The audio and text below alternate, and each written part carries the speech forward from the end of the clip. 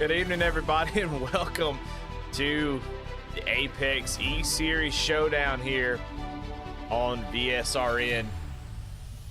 Glad to have you all tonight.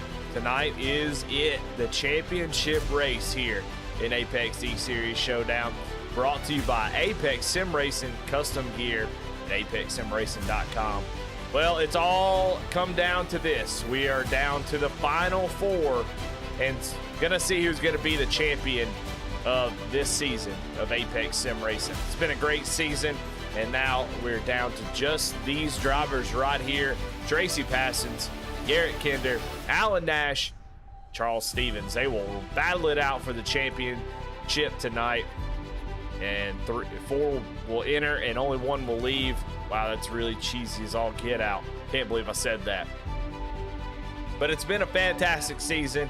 It's just been great racing all throughout, and just going to culminate here at the end of the at Phoenix.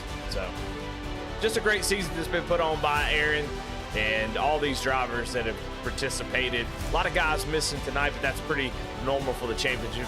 People get nervous about being part of the race, messing somebody up, but it'll make for a good show for sure. Well, we're at Phoenix Raceway in Avondale, Arizona. It opened in 1964. 42,000 people can fit into this place, and it is a 1 mile little dogleg oval. That dogleg going to be a big deal tonight. Guys are going to be trying to use that to their advantage, or they'll try to stay on the track. You can really upset the truck going down to the bottom, but it can gain a lot of time. So we're going to see guys all over the place, and what's scary about that is it can cause some issues. You just don't know when the guy below you is going to come up. You just don't know where he's at sometimes down there on that dog leg, so we can see contact happening, and somebody's championship hopes can go down the toilet pretty quick. But it's going to be fun nonetheless. I want to give out a shout out to our sponsors. Of course, apexsimracing.com, been a sponsor of this series for a long time. And, man, it's just nice to continue to have somebody like Jimmy over at Apex on board. You see those reviews right there, just 5 stars across the board. High-quality equipment you can put on your sim rig. Definitely go check them out. We can't do it without Jimmy, so go check them out. Well, I want to talk to some drivers. I want to talk to these playoff drivers and see what they're feeling about tonight. And so we're going to drag a couple of them up here and talk to them. We're going to start, though, with Charles Stevens in the number 88 machine. Charles, you got a copy? Well, here we are. Down to the final race, Phoenix Raceway in the trucks to crown a champion. You've had a great season. Kind of reflect on your season and kind of tell me how you're feeling about this race and how your confidence level is going into this race here at Phoenix. Confidence is pretty good. The way I would look at my season is just consistent. I definitely see myself as the underdog here, with the only one in the final four without a win. But Eddie, have you ever seen the movie Dodgeball? Man, this is a true underdog story tonight, and I'm going to try to get it done and bring the average Joes to the top. There you go. I love to hear it. Well, all right, Charles, we're going to let you go. I got to get all 4 drivers in. So good luck to you tonight. You're starting third at the moment. So good luck to you. Awesome, Eddie. I appreciate it, man. All right. Well, let's talk to another driver who won last week and was able to get in, if I can find him. Where's he at? There he is. We'll get old Michael Nash in here. Alan, hey. Michael Nash. I got you in the booth. How you doing tonight, brother? Doing all right, Eddie. Looking forward to this race. Well, you were able to get the win last week, make it into the playoffs, a dominating performance last week. Are you going to try to, follow that up with another dominant performance tonight? What do you think it's going to take to win the championship tonight? Do you think a race win is what it's going to take? I think so. I really do, with Garet and Tracy and Charlie starting 1, 2, 3. Obviously, they've got some speed, and I think it's going to take patience. This track is wild, bumpy. It's a lot of work, and a lot can happen. I watched this championship race last season, and it was an up and down deal with every one of them had it won at one point, and last man standing was Garet. So I expect it to be a wild time. All right. Well, not going to keep you too long. You got a lot to think about, but congratulations on a great season. And, luckily you were able to get in last week. And, man, just now you've got the opportunity to run for a championship. So congratulations for that and good luck tonight. Hey, thanks, Eddie. Hey, I want to give a shout out to our buddy Kyle, who they've got up on the lift doing some body work on. Hope he's watching and get well quick. There you have it. Definitely, for sure. There is Alan Nash going to be fighting for a championship tonight. Let's talk to our next driver, Tracy Passons. Tracy, this is Eddie in the booth. You got a copy? I got you, brother Eddie. What's going on? Man, you are in the Final Four. You had a great season. You're currently sitting second on the board. How's that 53 truck feeling tonight? How you feeling about Phoenix? And what's your confidence level going into this Final Four race?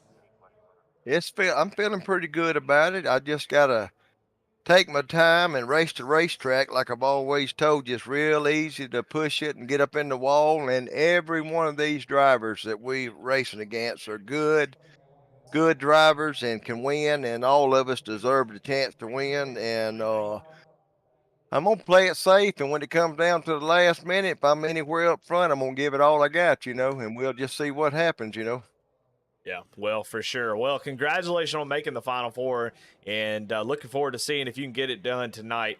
Good luck out there, Tracy. Yeah, thank you, Eddie. All right, man, I'm doing good. Well, I think we're going to get all 4 drivers for grid, as now the current pole sitter, unless somebody comes and snags it in the last minute, Garet Kinder. Garrett, you got a copy? Yeah, I got you, Eddie. What's up? Man, well, Final Four, you got a lot on your mind here. I know you come here for fun, but you got to be thinking, man, I did all this work. I got in the Final Four. Hell, I might as well go ahead and try to win that damn thing. And here you are on the pole currently. How you feeling about Phoenix? How are you feeling about your chances tonight? Man, I feel about Phoenix like I felt about Phoenix. I think since I got on the service, it's not my favorite track. I don't like it. It drives just too different. It seems like lap to lap, every lap's different. But yeah, sitting on the pole. We're gonna go out here and send it, see what happens. Fighting with Tracy and Charles and Alan for this deal. So historically, they all run pretty well, especially these shorter, kind of more technical type tracks. So we'll see how it plays out. Last season just kind of kept my head buried and kept grinding away at it. Ended up winning the damn thing. So we'll see if we can't pull off something similar tonight.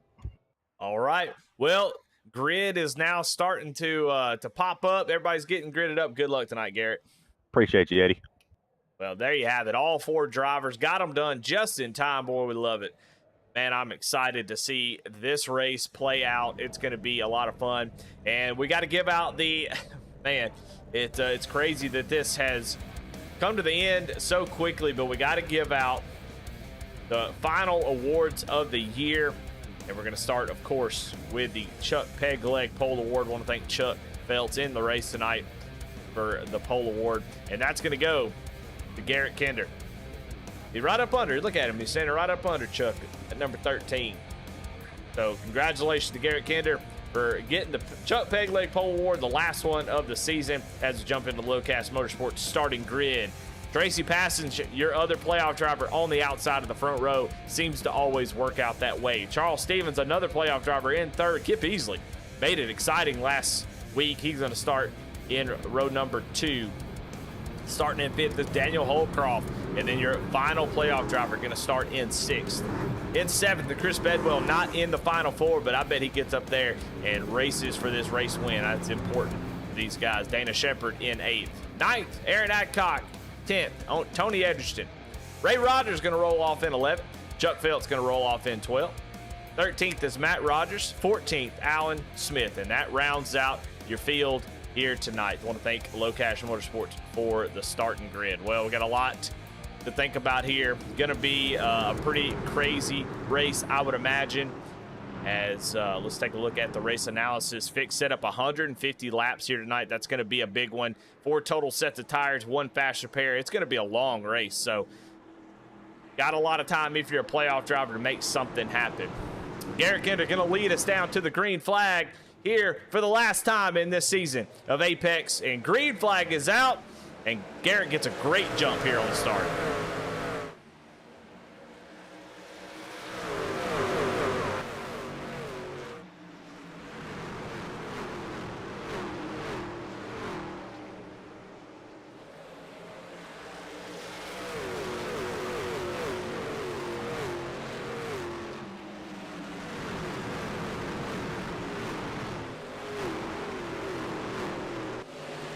Well, all right, first lap in the books. Garet Kinder is going to lead it, but Charles Stevens has moved a little bit closer, trying to put a little pressure here on the 13 machine as Alan Nash has done picked up a spot since the start. Tracy Passons actually fallen back a little bit. If we look through the ticker here, you'll see the green highlight.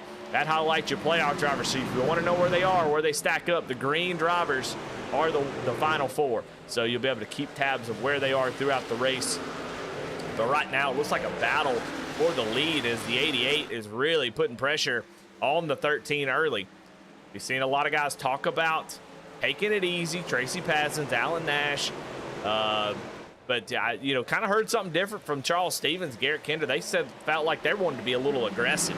But Charles Stevens putting real pressure here on the 13 early on in this race. Oh, the 13 goes around. Oh, he almost goes around. What a save by the 13. He's able to save it off the corner and almost saw his championship hopes go up in flames as, my goodness, Garet Kinder, your leader, gets loose and almost goes around. My goodness, that's scary. We'll go back and check that real quick and see exactly what happened. Those cold tires must have got him. We'll check it here on the picture-in-picture. Watch him go down in the corner, and he's just going to get on the brakes and get back on the gas, and that truck is just not going to be happy about it. Man, look at it. Half spin. What a save by the 13 machine. Golly, that was almost disastrous. But he does get it back rolling. He's going to settle in third position, and that gives the top spot to Charles Stevens for now. But here the 53 is looking right on the back bumper of that 88, who goes really wide there, and that's going to allow Tracy Passons to get the inside here on the dog leg, and he's there on the inside. So much for waiting around. 53 is ready to go. Now what you'll see is what happened there to Charles Stevens. He got on the gas a little bit too soon in what I think is turn 3 and 4. I don't know, the turns have definitely confused me since I moved the start finish line. It is turn 3 and 4. You see Charles Stevens way out of the groove. You really want to be right on the bottom, and that's where Tracy Passons has been able to make that pass. Coming off the bottom of turn 3, where the start finish line is where you want to take this truck. Now in 3 and 4, or 1 and 2, old 3 and 4, you can definitely move around, try some different lines. But we'll watch as Tracy Passons, see how he does it. Goes right down. You got to really check up here. He's actually going to push up off the corner too. But if you can come down, if you come off the corner low, you can really gain a lot of time down through this dog leg here. So Tracy has the lead. Garet Kinder trying to get back up towards the front. You see Garet sliding the rear tires a little bit.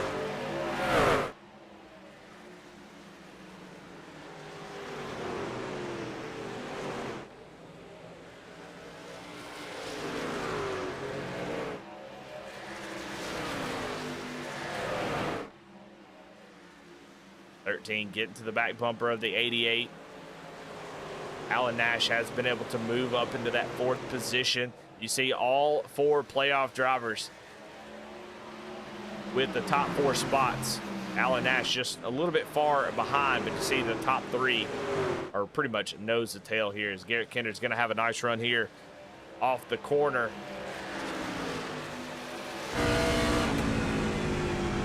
We'll watch a lap on board with Garet Kinder and just see what he's doing. You can see he's having to do a little bit of counter steer off the corner and get that thing to not over rotate. But this corner right here is so important. Look, he's doing a great job of it. That's exactly what you have to do. Charles Stevens, Tracy Passons will have to pay attention to that because that is the line. Garet Kinder is driving it perfectly. That gives you the best run off of turn 3 and 4. Over here in 1 and 2, everybody's running a similar line. You drive in pretty deep, kind of diamond it, get the run off the corner. But right here, you really have to check up, especially once the tires start to wear. You want to be right down on this yellow line right here. You can see why. Look how much he's able to gain there. And if he comes off a little bit lower and immediately cuts left, I mean, he will gain a ton of time through that dogwood. There's plenty to pick up, and he is all over the back bumper of the 88 machine. Now, we don't want to, while playoff drivers, as Charles Stevens gets loose there, that might open the door for the 13. We'll see. 88 driving a little bit more defensively here. Let's see if he can hold the 13 off. Garet Kinder down to the inside. He does have the inside track. Can he make the move? He's going to drive it deep down into the corner. Look at the 13. Made up a ton of time there on entry, and he's going to get the exit as well. So move Garet Kinder back up to the second position. Great battle back here between Alan Nash and Chris Bedwell. This is a battle for fourth. Alan Nash was able to get it, but now he's starting to fall back a little bit. So there's still a long way to go, 150 laps. This is going to be a long, long race. So plenty of time to get it back, but with only 14 drivers, you know, not going to really be able to worry about cautions. Now, I don't know if we have a stage break. Normally, try to see if maybe I can, yeah, it looks like stage break at lap 40. So, Alan Nash, while kind of going the wrong way at the moment, definitely does not have the speed of the other three just yet. We don't know what he's got. He may have it and may just be kind of riding. So we'll see exactly what that 27 machine's got. He was able to get the win last week by dominating, but can he come from behind and try to snag this championship? We'll see. He's got a stage break at lap 40, so he can take his time, but you don't want to lose too much track position if you can help it. So you really got to dig down deep, find where he's struggling. I tell you who ain't struggling, that's Matt Rogers. Matt Rogers in that 96 machine, he started 13th. He's already up to 9th. So he is moving really quickly through the field, already in the top 10 here early on lap 16. So he's our current biggest mover.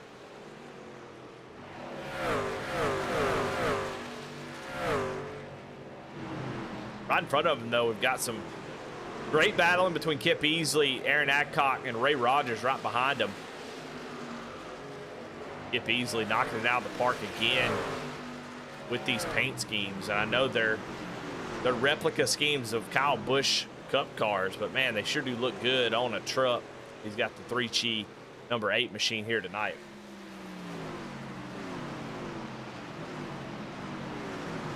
Ray Rogers now got to the back bumper. Ray is also on the move. He gets a massive run. You see him on the low side. He's using that, what I was talking about earlier, and just makes up a ton of time, able to clear. The important thing for that inside track like that is that you make sure, the whole point is to try to clear the guy before you go into turn 1 and 2, this corner right here. You want to be able to make sure you clear him. That way you can use the whole track, and he's able to do that. So Ray Rogers, no surprise, moving up through the field really quickly. Ray Rogers, earlier in the season, I think he won 3 or 4 races in a row. I know it was 3 for sure. I'm not sure if it was 4, but he had an incredible season, but just didn't make enough races. I think we'd be talking about him tonight in the Final 4 if he had. So we'll see maybe next. I think he was running Road to Pro, so we'll see if next season he decides to commit to it. I think he is he's a threat no matter where he races.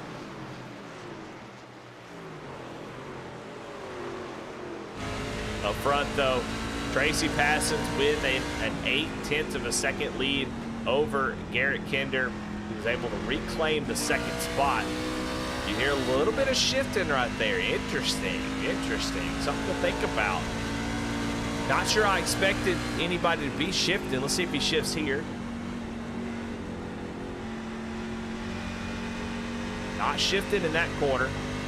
Obviously don't want that thing to over-rotate in that particular long Milwaukee-style corner. But right here, feels like that truck is bogging down a little bit. So he's shifting down to, when he gets back on the throttle after he shifts down, that RPM is right in the power band that allows that truck to turn a little bit more with the throttle. So far, fastest truck on the track. So well, second fastest to Ray Rogers, but it definitely seems to be working pretty good. But only 22 out of 150. You got a long, long way to go here in this race.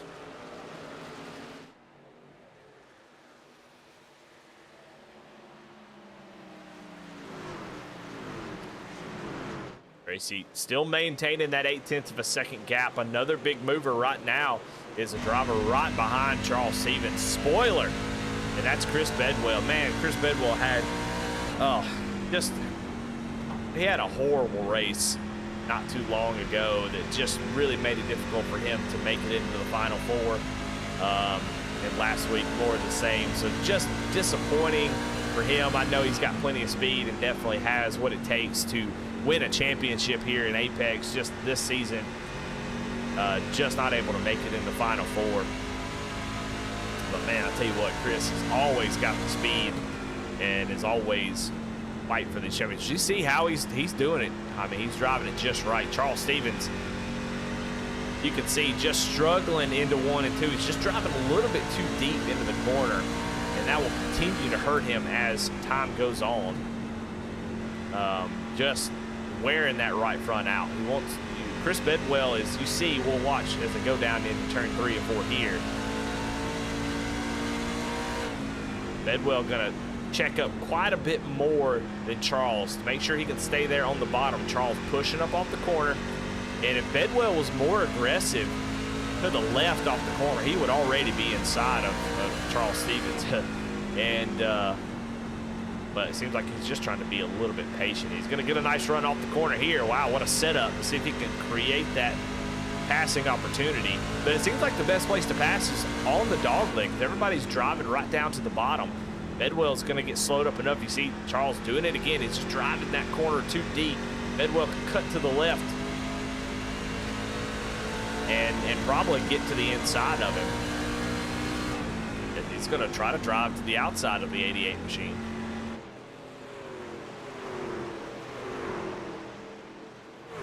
Looks down to the inside here on the back straightaway. Still not able to do it just yet, but he is definitely really putting the pressure here on the 88 machine.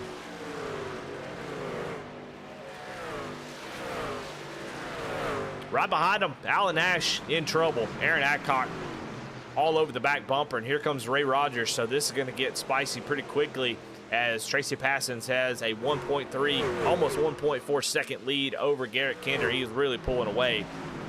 But right now, watching Aaron Adcock, another championship 4 hopeful.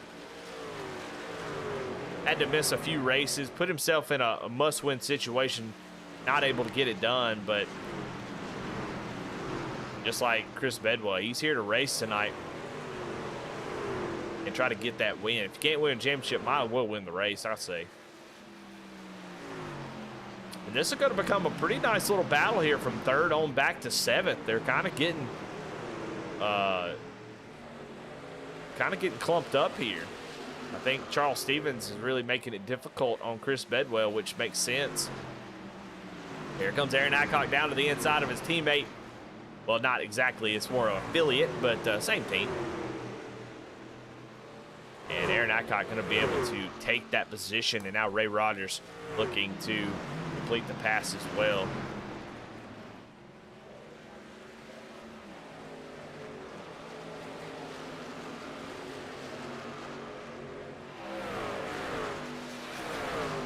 Move Aaron into the top 5, and Ray trying to come right along with him.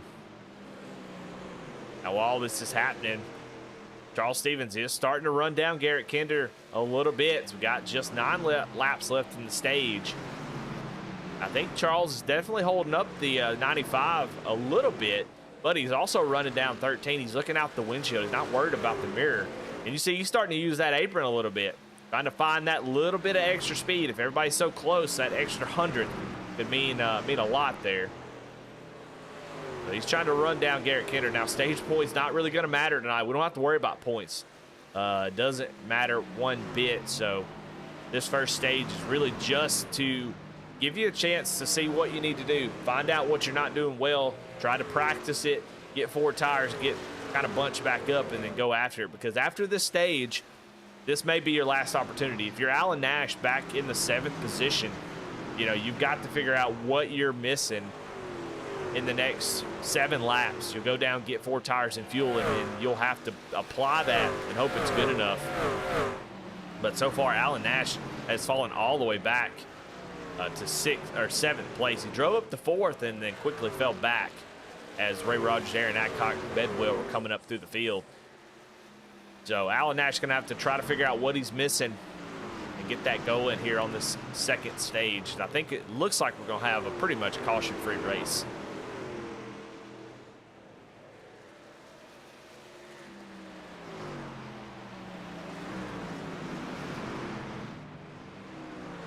And you see Tracy Passons, Garet Kinder, Charles Stevens, your top three, and you see that fourth green name down in the 7th position.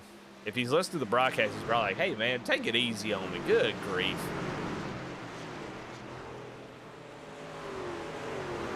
Aaron Adcock way up the track as he is, oh, man, he gets a little bit loose as he tried to power it up off the top side. Trying to reach up there, find a little momentum. Ray Rogers all over the back bumper. On board Ray Rogers here.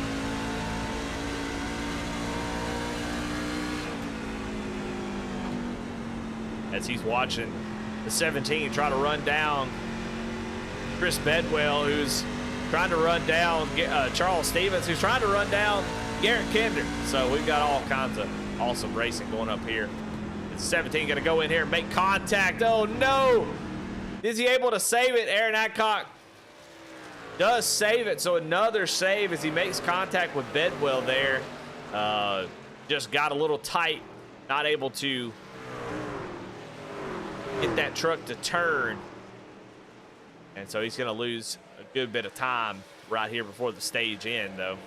Alan Nash is going to pass Ray Rogers after all that and get back into the top 5. And Charles Stevens trying to make a run at Garet, but going to lose a ton of time there to Garet as he really was struggling through 3 or 4 on that top side.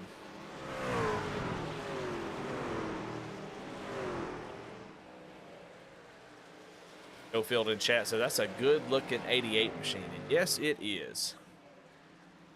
Little VSRN paint scheme, would definitely appreciate the shout out. I gotta say, I think the colors, the scheme, and everything for VSRN, the logo, looks so much better than what it used to be, I think. So I'm pretty proud of the change. Of course, I do love that blue. I'm a Tennessee Titans fan. I love a baby blue like that. So I think they're really, really good colors. So definitely appreciate Charles Stevens for giving us a shout out. But man, Tracy Passons going to cross the line here for lap 40. That should be the stage, and caution does come out. So there it is, your winner for stage number 1. There's only one, but Tracy Passons is going to take over that spot. He would love if there was no stage, because I think he would have drove off and lapped the whole field at that pace. So all right, well, it's a big moment now. Alan Nash was able to take back that 5th position after Aaron and Ray Rogers had to check up for Aaron Adcock.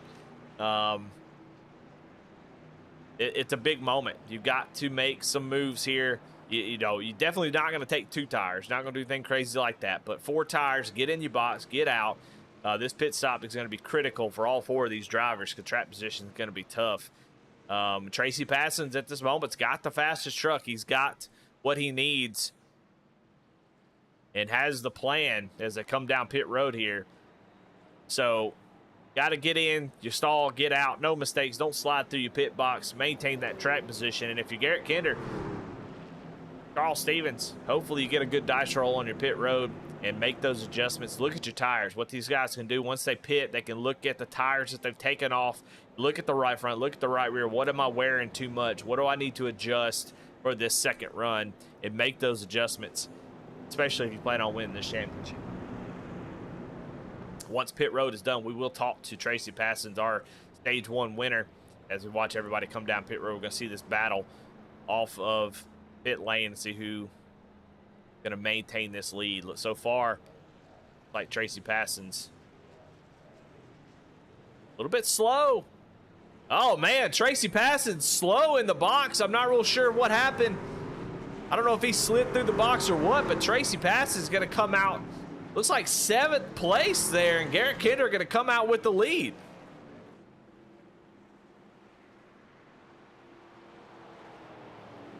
Man, that is crazy.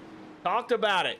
And sure enough, a mistake by the 53. Let's go back and look at it on the Kinder Farm and Ranch Wreckage Rewind. Watch the 53 as he's coming into the pit box. Can't slide through with the lead, and he does. He's a little bit too far forward. Has to back up to get his guys to service his car, and that little bit was all that it took.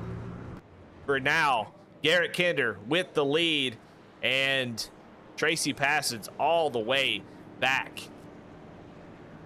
in the 7th position. So the mistakes that you just can't make if you're Tracy Passons, just a tough deal there. And he's going to have a lot of work to do to get back up through the field, because it ain't going to come easy. I can promise you that. But who did a good job? Garet Kinder, Charles Stevens, Alan Nash now your top 3. Let's talk to Tracy real quick.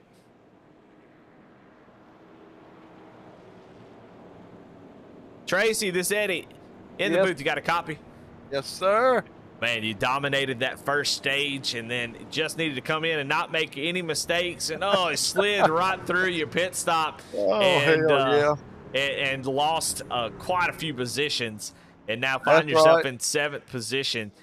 Talk about the truck. How's it driving? You seem to have plenty of speed, so I have no I believe you can get back up there. But talk a little bit about that first stage. Well, everything went good on the first stage, and I was going to take it easy, and I had an opportunity to pass and get up to the lead, and I took it. So I'm going to have to be real patient and not try to overdrive it just to get up front. So yeah, we'll see what happens after making that mistake. It's my fault, so we'll live with it and go on, you know. All right, well, there you have it. Tracy Passons got a fast truck, though. I wouldn't worry about him getting back up to the front. But right now, it is Garet Kinder up front with Charles Stevens on the outside of the front row. Garet Kinder going to try to get a good jump and get away here. New life breathed into this championship as it looked like Tracy Passons was going to run away with it here early, but that stage break, just talked about it, got to be perfect. There could be a lot that goes wrong. Here they come down into turn 3 and 4. They go into the Geico restart zone. 13 will probably get a fantastic jump right down to the apron. That's what I'm expecting. Into the Geico restart zone. Green flag is out.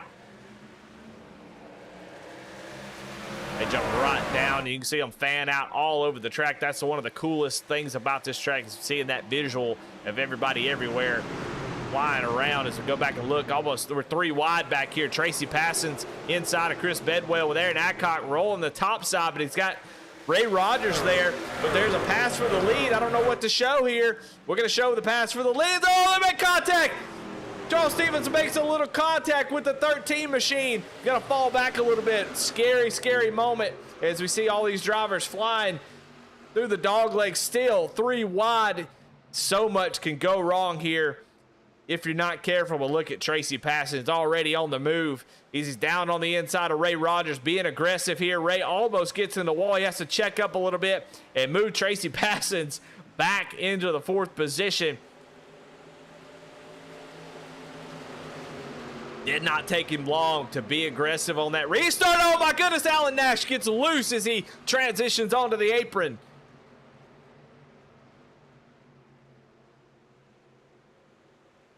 Able to save it. Some fantastic saves out of these guys. Oh no, Charles Stevens is around. Charles Stevens, no caution, as Charles Stevens does a half spin, but a tough half spin as he loses all that track position. My goodness. Up front, though, we stay green. Battle for second as Tracy Passons already worked himself up into the top 3 now.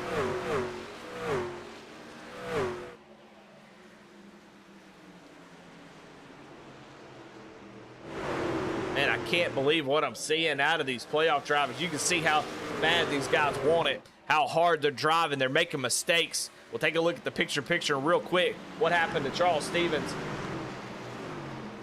Trying to get an inside position here on the 13. He's going to gas it up just a little bit too much on the cold tires, and he's going to go do a half spin, bounce it off that inside wall. and keep going. But right now he's all the way back in 13th position, 6.5 seconds off the lead. He is going to need a caution to get back in this thing. So frustrating. Trying to battle for the lead and just give it just a little bit too much throttle. And man, here we go. Tracy Passons back up into second place. I think Tracy is the most prepared. I mean, he just sliced and diced through the field like it was nothing. And now here he is on the back bumper of Garet Kinder.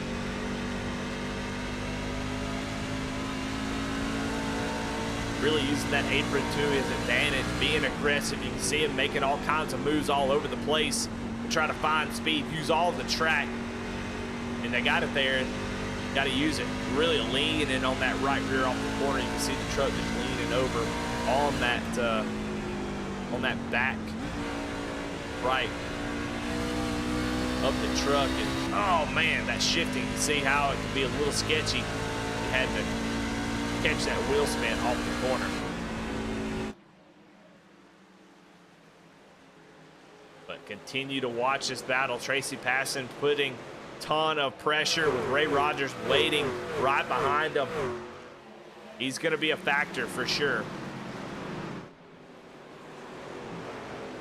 Yeah, these guys are racing so hard. It's pretty awesome. I mean, you know, you get nervous, you come to one of these races and guys could be taking it a little bit too easy, but not here. I mean, it has not been the case for sure here tonight, as these guys are not taking it easy by any stretch of the imagination. With over 100, well, just a little under 150 laps now, or 100, excuse me, they are still racing their guts out. Tracy getting close to the 13, but actually loses a little bit of time there. Now Ray Rogers on the back bumper.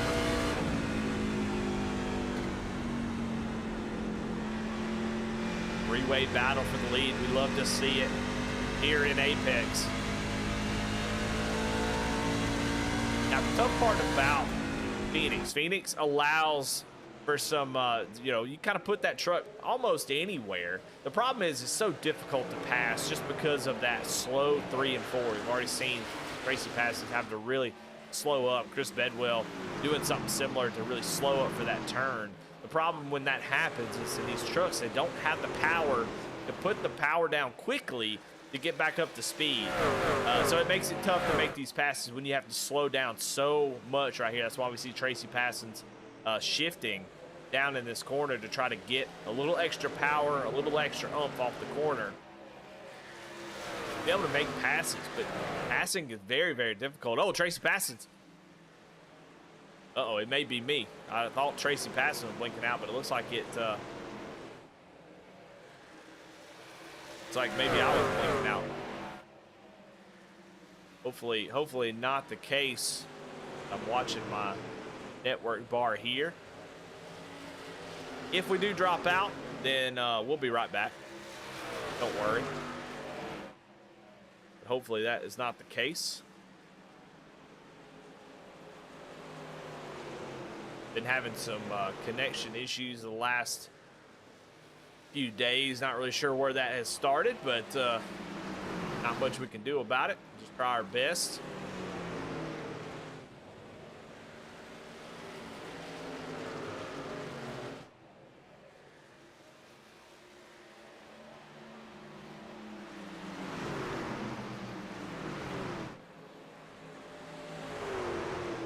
But still watching this battle for the lead. Garet Kinder, Tracy Passons, and Ray Rogers. Checking back in on Charles Stevens, though. He has been able to make up a few spots. He's back in the top 10, but still 7.6 seconds out of the lead. So going to be struggling here as, oh, Tracy Passons had some sort of issue. My goodness, I turned away for just a few seconds, and Tracy Passons has lost a couple spots. Go check it here on the picture-in-picture, and he is struggling here. Let's go back and look and see what happened. Comes off a turn 4 and just gasses it up. And another half spin and another great save out of that 53. I mean, we've seen them all over the place making saves tonight. So lots of close calls, but so far, no caution other than the stage break. So, man, look at this. I mean, You know, I was talking about Alan Nash, you know, kind of missing some speed and struggling, but so far, you know, him and Garet Kinder had a half spin too, but so far Alan Nash, the only playoff driver without some sort of issue. Now, luckily for Garet, it happened to him early, and he's been able to recover and leads the race, but my gosh. I mean, these playoff drivers are trying everything they have. Now, in this position, as you look on the ticker, the tower on the side of your screen, those green drivers are racing each other. Now, while they would love to win the race, they don't have to. And of course, most people who watch NASCAR know this, but you know, I'm telling those for those who don't know. Garet Kinder does not have to race Ray Rogers. Now, clean air is really important, so you want to try to keep clean air if you can.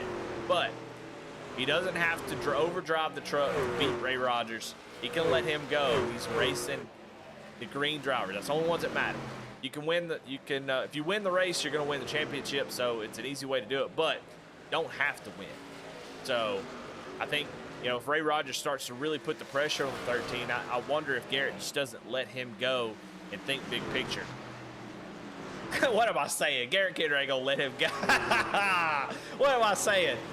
I knew as it was coming out of my mouth. That's the dumbest thing I ever said. Garet Kinder ain't letting nobody go, and I love it. That's why I like racing with Garet Kinder. I like watching him. So he's gonna put the pressure on that 51 machine, make him pass him the hard way. It ain't gonna be easy. Ray Rogers is there. See how aggressive he is. He's really putting the pressure on him now.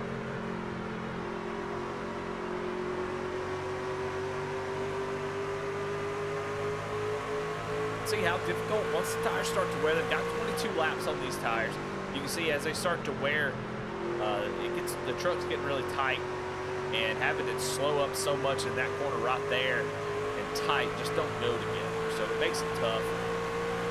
You drive really deep into this corner, which even makes it harder to pass because you carry so much speed. He's going to get the inside track here. The 13 is going to cover, but you see how much more momentum the 13 is able to carry off the top side. So it's not going to be easy for Ray Rogers.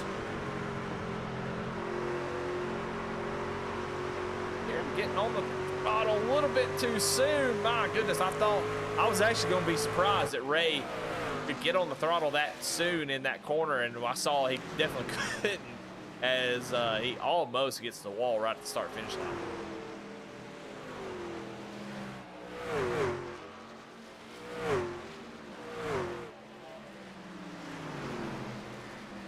Let's check on some other drivers. Been talking a lot about playoff drivers. Dana Shepard here in 8th position. Started 8th, currently running 8th. That's pretty dang good. I like that. Would love to start to run down. Oh, he's going to get into the wall. Broadcaster curse. No, the Dana Shepard fans going to get on my tail now. I turn the camera on him, he hits the wall. But Dana Shepard has had a fantastic season. Made it into the top 8. Had an opportunity to make it to the Final Four. Just came up a little bit short, but, you know, oh, my goodness, Matt Rogers into the inside wall. The 96 machine gets loose there and makes contact with the inside wall. We stay green, though, as he's able to get the thing back rolling. Does have some damage there on the left front. See if that damage affects his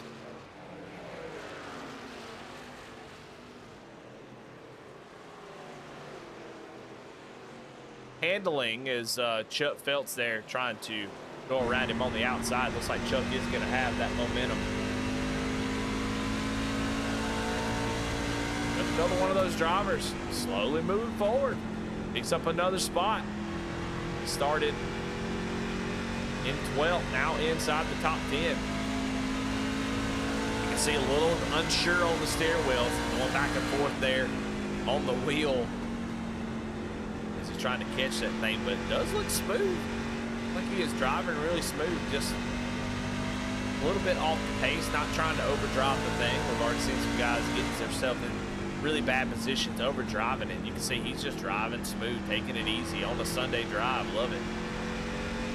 Keeping that 75 machine pointed forward, and that thing's clean, let me tell you. Good looking paint scheme on that 75, driving a Ford F-150 for Po-Man.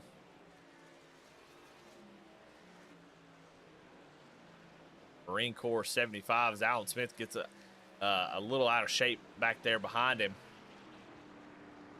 But it's pretty cool. I love the story of why he drives the 75. That's the year that the Marines was founded, 1775.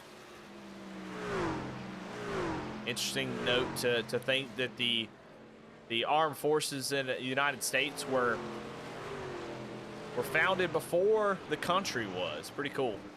As you know, we were fighting off the British and taxation from the king, trying to break ourselves away from them, and we needed a good armed force to be able to take our independence.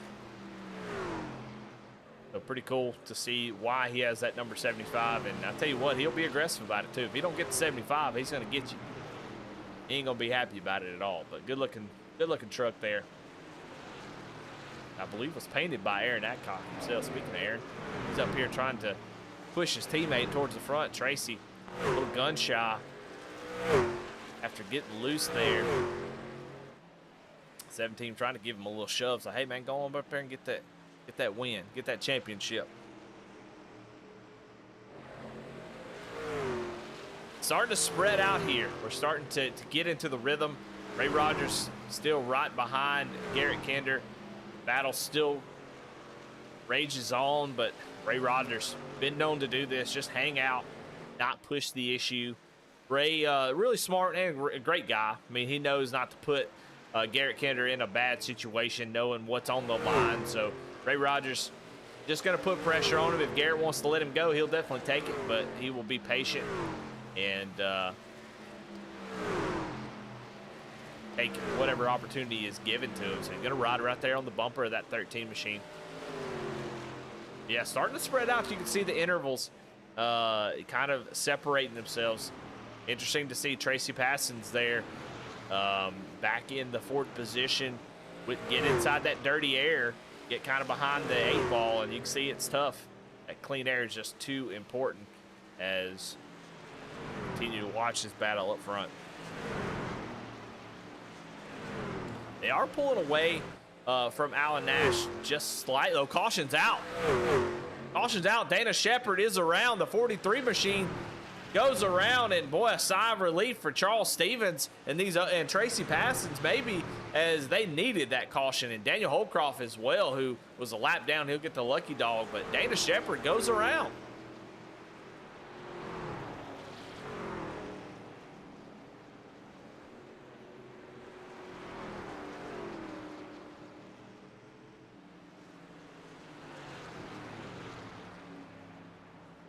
Go check it out here on the Kinder Farm and Ranch Wreckage Rewind. What happened here with the 43s?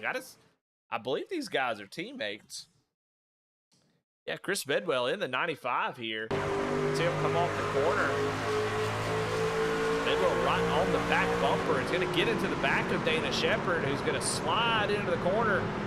Try to gather it back up. Charles Stevens just trying to make up a couple positions where he can. And unfortunately, around goes Dana Shepard, and that's enough to bring out the caution. Going forward with Charles Stevens. See the initial contact in that corner. It looks like, well, why didn't Charles just go to the left? Well, he can't. It's impossible. He's already got that wheel turned all the way over. I'll highlight that just so it doesn't look like he did that on purpose. You're going to see the wheel. I mean, that's a really tight corner. Seeing Charles really drive in there.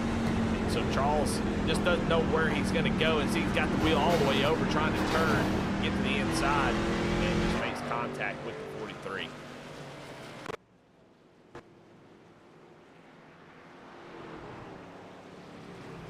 Pit stops have happened. Garet Kinder, while we were watching that replay, Garet Kinder maintains the lead with Ray Rogers in second. Dana Shepard went around one time, and he's going down pit road now to make his stop.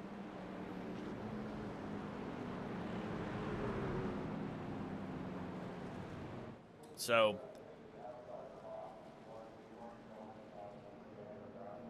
very, very good thing for some of these drivers. Now, Garet Kinder did not want to see that. Alan Nash really didn't want to see that either.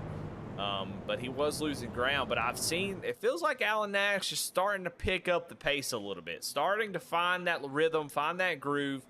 And every time we have a caution, I think Alan Nash is going to continue to get better. But while I think Charles Stevens is the happiest to see this, I wonder if Alan Nash is pretty happy to see it too, because I think he seems to have gotten better throughout the run, this whole race. So I'd be interested to see what he's able to do here on this restart. Now, tire situation, don't think we're going to run into the problem. I mean, that was a very rare instance right there where two teammates make contact. So I don't think we'll see too many more cautions. I'd be surprised if we had another. It's where just about 70 laps to go here.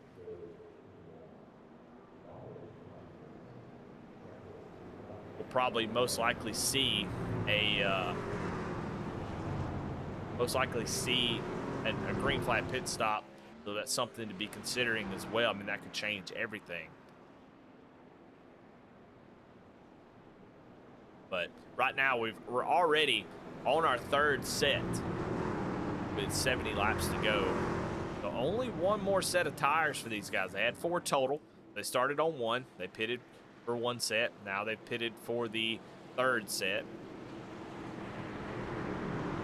So only one more set of tires for the rest of this race for these guys. So that could really change the game.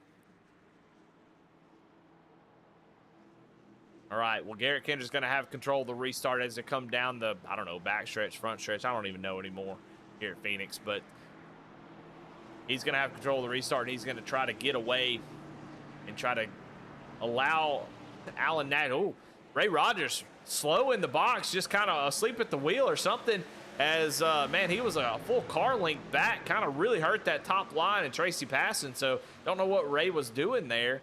May have just maybe didn't know where the restart zone was, but good for Garet Kinder and Alan Nash, who has been able to get away for that with that 2nd position. You see Charles Stevens already on the hunt. Goes down to the inside of the 17 machine. New life in this 88 machine. He's just got to find that little bit extra. Oh, as he slides up in front of Aaron Adcock. And you can see he's here to race, man. He's here to win a championship. He knows laps are ticking away quickly. He doesn't have a whole lot of time.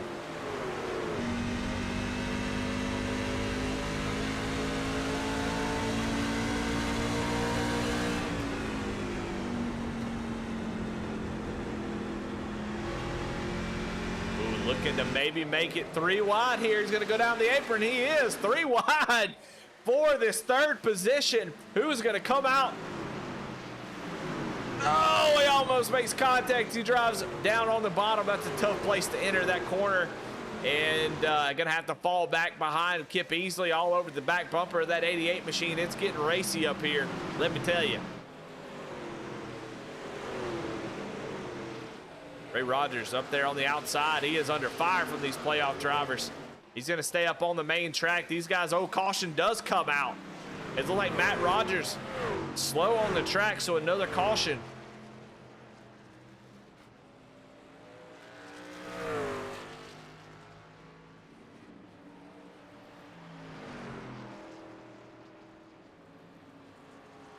I said there wouldn't be a caution, and I guess that's my fault, because here it is right here. Let's go look at it on the replay. 96 just going to come off the corner with those cold tires. He's going to just lose it down on the apron. That's enough to do it right there.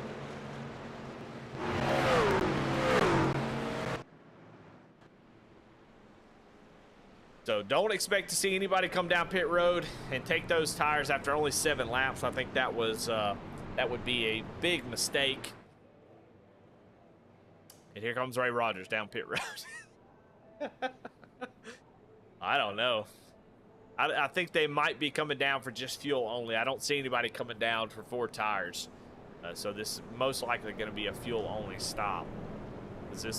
They pit for tires they're going to take their last set.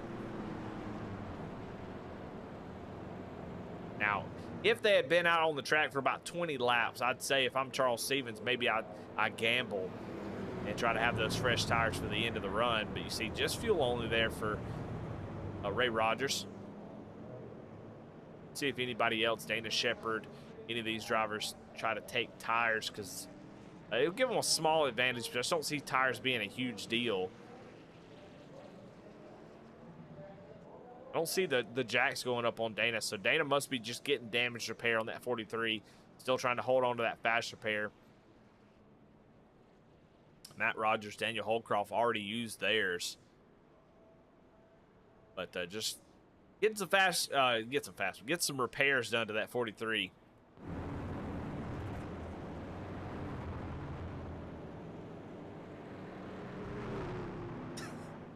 Well, I'm getting tore up in chat about these cautions. Every time I bring it up, the caution comes out.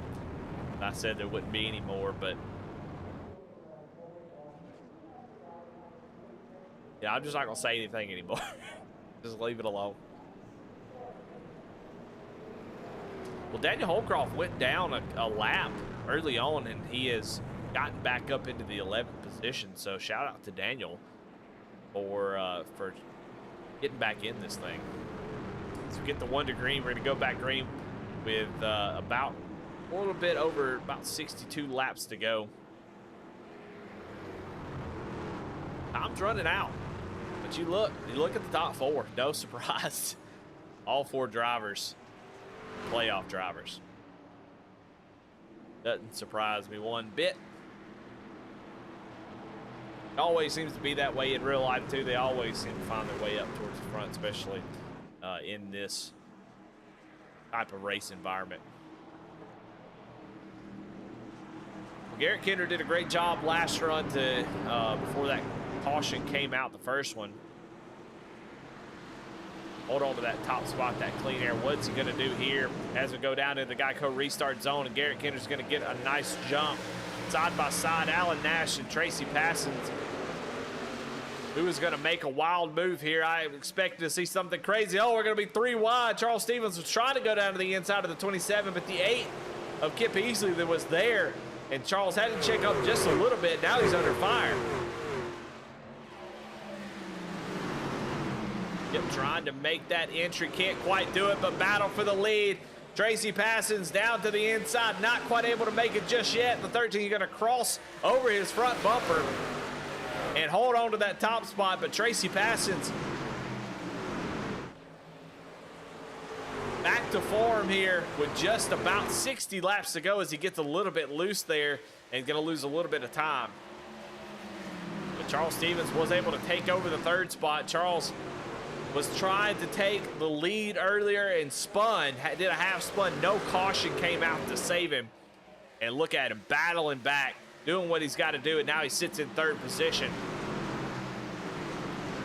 Trying to get up here. Now we saw him early on. These guys burn their tires up a little bit too early. Have they learned? Have they been able to pick up and maybe make the changes? Charles still really being aggressive in that corner. I think that's hurting him.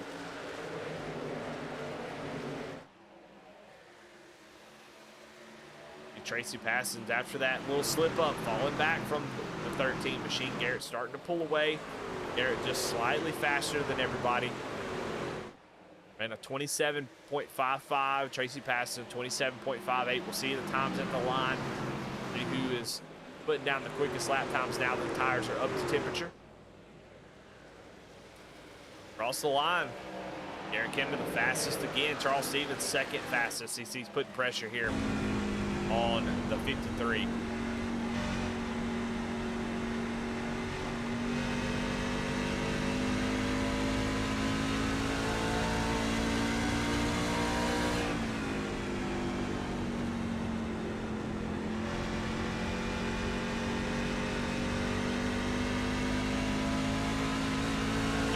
Just how aggressive those transitions off of the track onto the apron are. And it's definitely legal for them to use that apron. But you have to be careful. We already saw Alan Nash get out of shape down there, almost lose it. You have to be careful.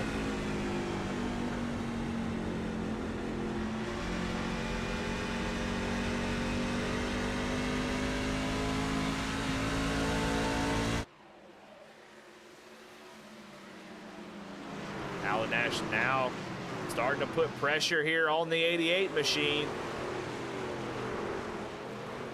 And look at these guys, the final four. I mean, Ray Rogers pitted there for fuel. But I don't blame these guys one bit. I'm not worried about Ray Rogers. I'm worried about these guys with the yellow stripes on the top of the windshield and on the spoiler. That's who I'm following. I'm doing whatever they do. Try to make them a lot of time. But what we're seeing a lot of, which I'm really surprised by, is I'm seeing a lot of guys lose momentum. And you can see right there, Alan Nash was right on the back bumper of Charles Stevens and lost some momentum. I had to check up just a little bit. When that happens, you see he lost quite a bit of time to Charles. So it doesn't take much. And you really just have to nail that first corner where the start-finish line is. You have to nail this, and I'm going to show you why. We'll go on more with your leader, Garet Kinder, as he continues to lead this race with 56 laps here. He's going to check up really slow, get right down to the bottom. In the moment, right here, from this point on, he is full throttle, carrying speed all the way through here. And the little extra, look how deep he's driving into the corner, and everybody's doing that. So that one moment where you're getting really slow to get down to this next corner up here, right at the start-finish line, right before it, you've got to nail it. You've got to nail the exit because you carry that speed for so long. That's the most important part of the track. If you don't nail that right there, you're not going to make it. You're not going to be fast. So Tracy starting to lose track of Garet as Alan Nash starting to put more pressure back on the 88.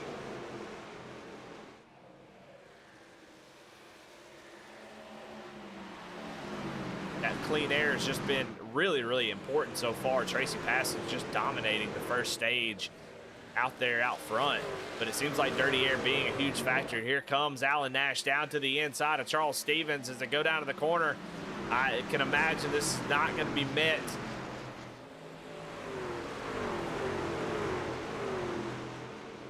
with a lot of give and take.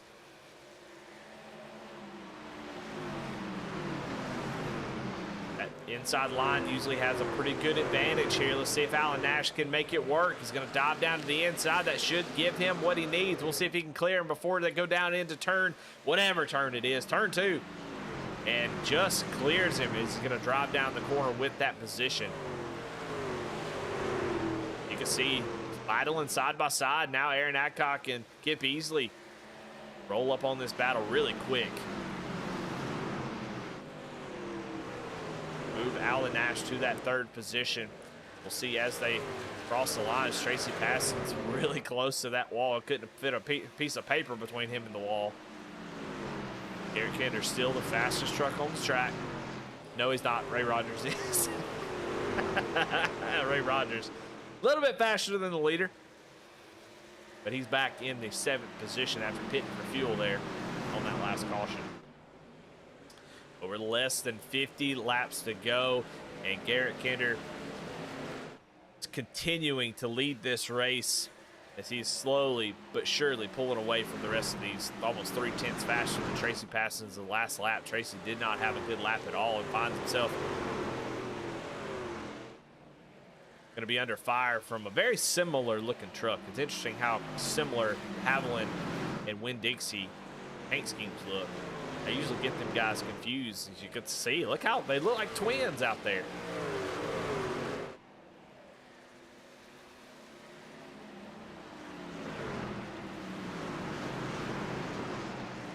Anthony Edgerton slow on the track. Well, big damage to the 77. He looks all out of shape.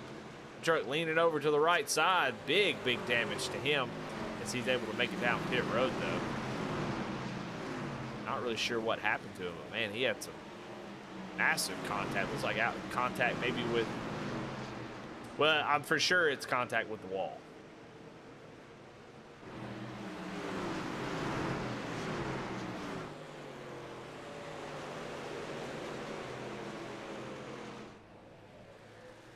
We'll show you on the picture-in-picture what happened to Anthony Edgerton coming off of turn number 1. Get towards that wall, put a little extra wheel into it. Gets a little bit loose. Corrects it once. Second time it got him down to that inside wall. Big damage for that 77 machine. Oh my goodness, Aaron Adcock with a massive slide job. Charles gonna get back down to the inside of him. See if Aaron can hold the exit.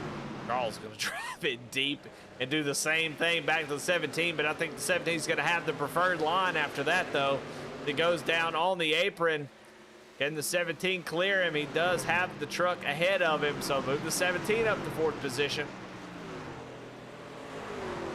Goes way up the track, really using that top line for the momentum. The RPMs up. Try to hang on to that spot. Oh, he's going to overdrive the entry of 3 and 4. That's going to open the door for Charles Stevens again. He's going to go down to the inside.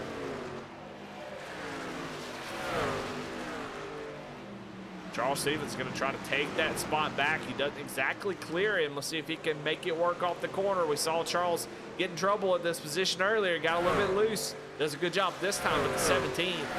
Just strong on the outside line.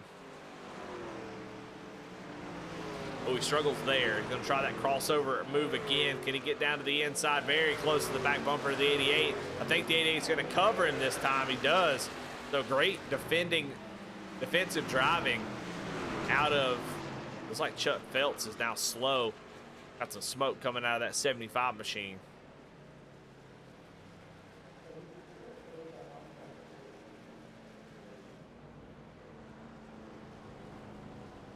Try to see maybe what happened to the 75. Looks like the same exact thing that happened. Check it here on the picture-in-picture. Same thing that happened to Tony. Right down to the inside, just destroys that left front. Battle for second is heating up, but this battle means nothing. It means nothing because in 40 laps, Garet Kinder is going to be your champion. Unless Alan Nash has something extra, or Tracy Passons, they're going to have to dig down deep and find something because the 13 is just rolling at the moment. But still, the top 4 are your championship 4s. Now, Charles Stevens is under intense pressure back here as the 17 and 51 are battling it out. Everybody on the same set of tires, but Ray Rogers obviously has quite a bit of speed in that 51 machine. He's going to pass Aaron Adcock. Aaron going to go back down to the inside, though. Fight him back because he knows Ray can go up there and kind of mess with his teammates a little bit. So Aaron try maybe a slider, not able to. He slid all right, but not in front of the 51 machine. Aaron's still going to be there, but I think Ray may be able to cover it here.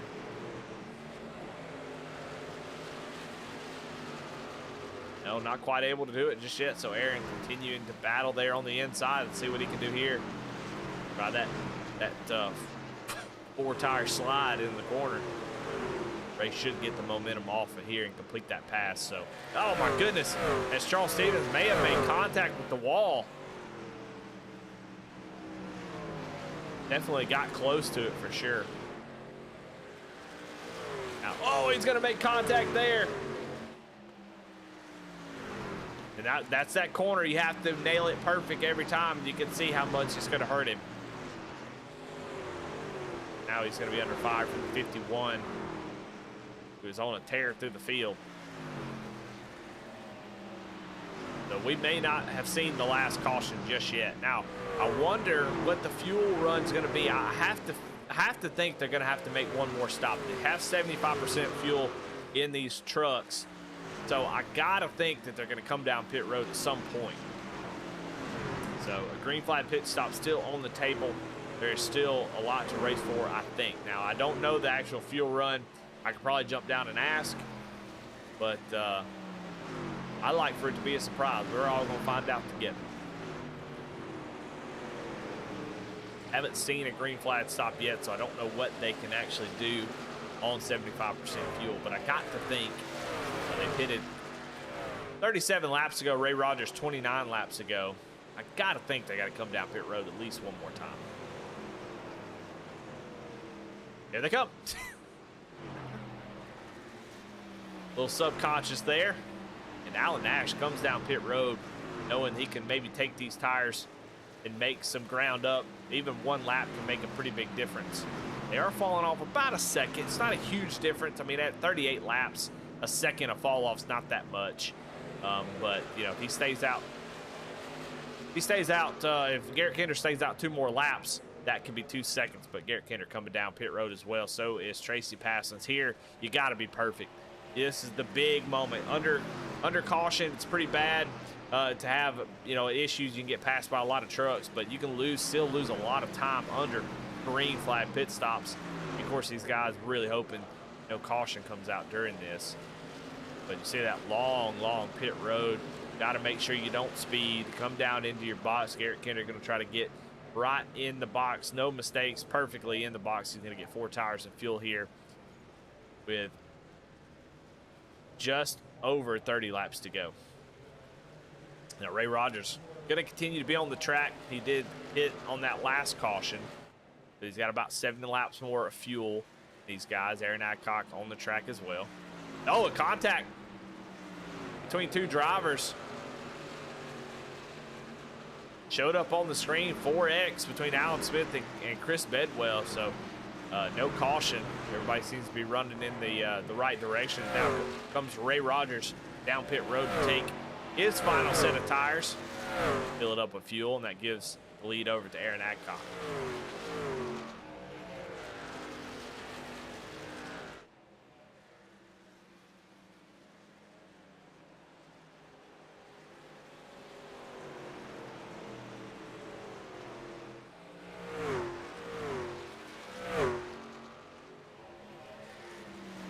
Now, the guys who are fighting for the championship, they don't have to really worry about getting caught a lap down. The only thing that you need to worry, a caution does come out. As it's like Charles Stevens, where he's at, but he is slow on the track, and that brings out the caution. And I was just getting ready to say it doesn't really matter about this because you know, they were all around each other. And it's really not going to matter because all of them are a lap down. Garet Kinder going to get the lucky dog. But it's not going to matter. They're going to line up pretty much the same as they would have. So pretty sure they can make it on fuel from here. So no big deal from any of those drivers. I think it'll be okay, especially for the championship drivers. Now, who it's going to be really good for is Aaron Adcock, Kip Easley, Daniel Holcroft, Alan Smith, those guys who have yet to come down pit road. Is they'll come down and get 4 tires and be able to hold on to that track position. You see the 13 getting the lucky dog. Now, is there somebody out there that's willing to trap these guys a lap down? I mean, if somebody stays out and doesn't pits, Garet Kinder gets a free ride. Now, I think everybody will come down pit road, but that's something to consider. So if somebody stays out here on the track, everybody holding their breath. Ray Rogers is on a lap down as well, so those guys will get the wave around. It wouldn't take but one of those trucks to stay out, and those guys would be trapped a lap down, and Garet Kinder would be on a completely different lap.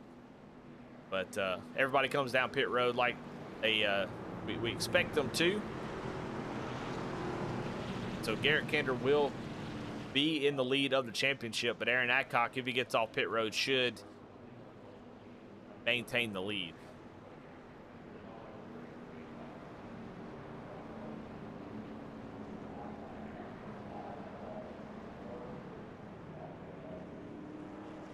Well, let's go back and see what happened to the 88. Go look at the Kinder Farm and Ranch Wreckage Rewind. Coming out on those new tires. Going to go under Dana Shepherd here. The same place he had issues earlier. All new tires, just got a little bit loose trying to pass somebody on the bottom. And he brings out the caution there. Going down to the inside wall. Actually backs it up quite a bit, trying to get that thing going. Kind of got stuck Austin Power style on the wall.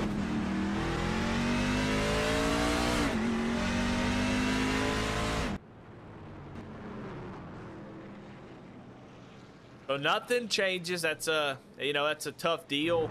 But nothing really changes for your championship drivers. They will continue to be sort of in their same spot. Now, it looks like Garet Kinder is going to gain a few spots, but he's coming out exactly where he was, so it looks worse than it actually is. I think Kinder is just a few spots. Garet Kinder in 6th, and Alan Nash there in 9th is the next championship 4. So it's about where they would have been. Alan Smith, they're kind of in the middle, but about where they would have been regardless. So that while a caution coming out during a green flag pit stop cycle can be scary for the playoff drivers, it actually turned out to be pretty good. I mean, but all of them got back on lead lap with the wave around. The only problem now for Garet Kinder, this is the part that really hurts him, is that he is not going to have that clean air that he had before. You see the wave around drivers coming around through the field now. Now hopefully they'll get caught up. I don't know if they will.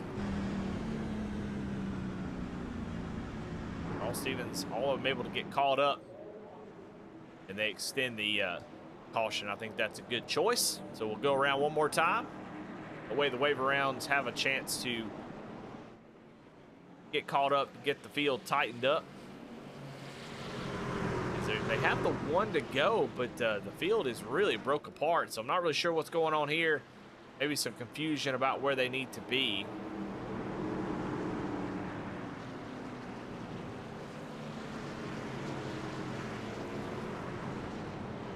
I think it actually works out in the playoff driver's favor, is that extra caution there should move some of the lap traffic to the back.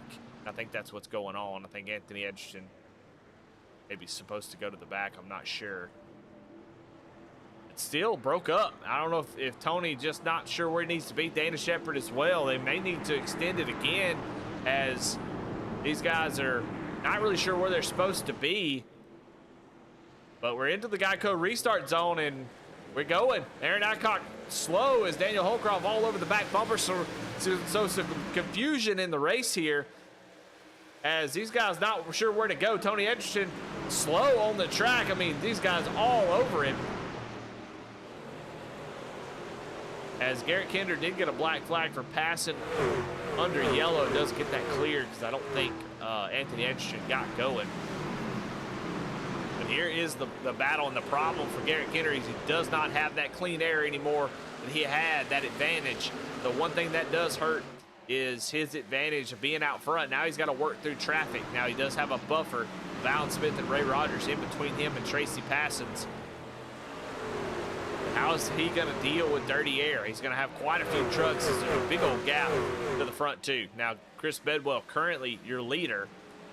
We'll definitely keep the camera on him, but we want to keep tabs on all the playoff drivers and where they are. I mean, this is why you want to be a champion. You got to work for it sometimes, and man, Garet Kinder ain't wasting no time. He is slicing through the field, able to get around Holcroft. Now sets his sights on the 17. He is already up to the 4th position.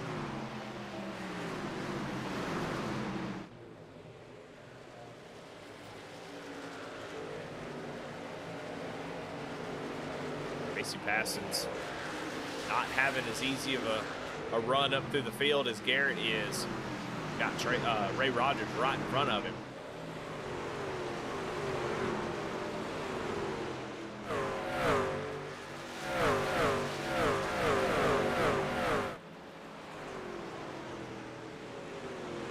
Chris Bedwell has the lead. It has about a 0.5 of a second lead after that caution really worked out well for him. They only got 20 laps to go here at Phoenix.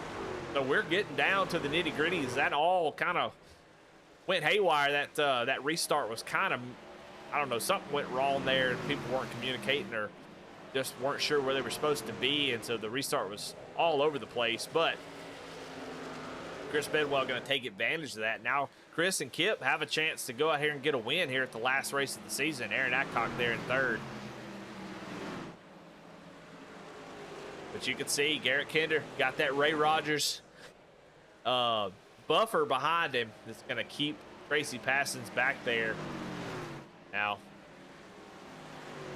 Ray Rogers gets up there and starts to battle that 13. That could change everything. Ray's going to have a little bit fresher tires, about 2 laps fresher than Garet Kinder. So, see how that plays out. Right now, Chris Bedwell out in clean air and really setting sail. He's the fastest truck on the track. You can see how big a deal clean air makes in iRacing.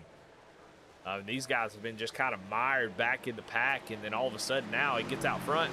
And we've seen that pretty much out of everybody. I mean, Tracy Passons, nobody could touch him early on. And then Garet Kinder, nobody could touch him. And now the 95 just slowly pulling away from Kip, although Kip had a nice lap there and gained just a little bit of time. So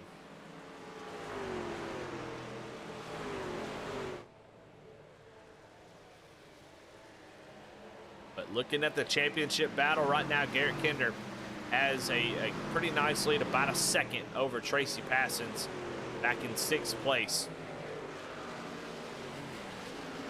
It just seems like the 13 has been able to, as Aaron Adcock, not sure if he's having a problem or just letting these guys go. I'm not sure. I don't see any issues, so I'm not sure what happened there.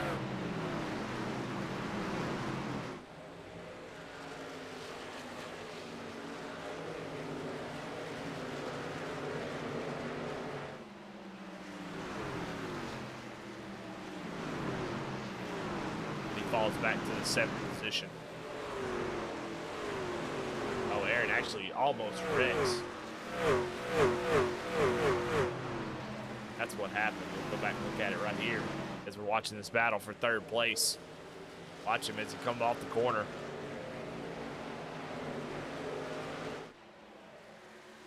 Get right out to the wall right here. Whoop, gonna almost come around. Very scary moment.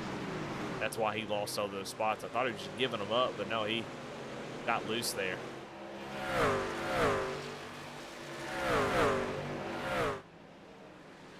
Steve McDonald asked in chat, does the Lucky Dog not have to start in the back? And he did start in the back, but he doesn't have to start behind the wave around drivers. He would be if he had to start behind wave around, he'd be the unlucky dog for sure. So he starts in the back of the lead lap cars. So the wave around have to be behind him. But the black flag was from the restart, where I think Tony Edgerton just either has damage, wasn't able to go on the restart, so he had to pass him, and that's where the black flag came from.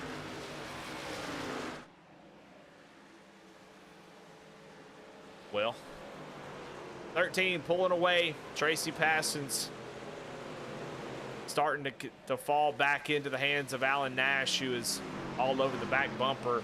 Garet Kinder looks to be, without a caution, looks to be running away with this thing, the championship at least. Now up front it is Chris Bedwell. I know it's championship night, but man, it sure is nice to get a win. You may not be in the championship, but to get the win here on the last race of the season. These two boys right here trying to fight it out to have that. Bedwell just hasn't had the greatest of nights, but right place, right time, put him up front. And you can see he is pulling away from this pack. Currently the only driver in the 27-second bracket is the 95, so he's scooting.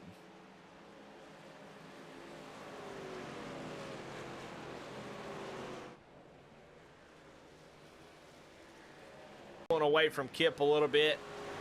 That clean air just looks like it's so dadgum important. It's just crazy to see how good these trucks are when they're out front. And it's just been tough for these drivers back here. Tracy Passons battling it out.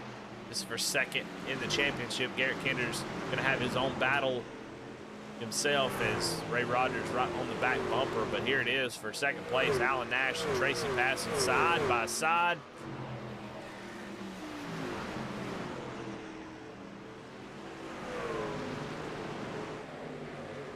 Off the corner. 27 has the position, going to go down to the apron. So is the 53.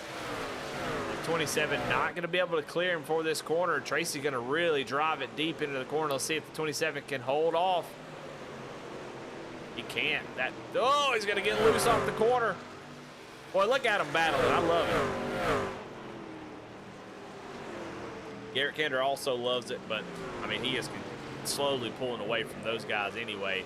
So it's really a battle for second at the moment.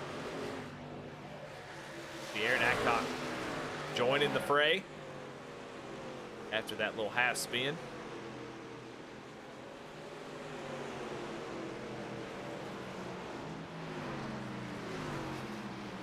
He just can't finish this off at all. 27 of Alan Nash just struggling here to make this pass.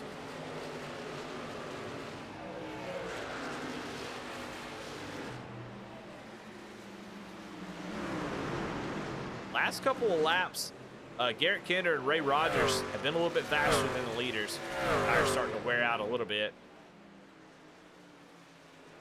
Surprised to see that with Bedwell and Kip having a good bit fresher tires. Look how close Ray Rogers was to the wall. My goodness.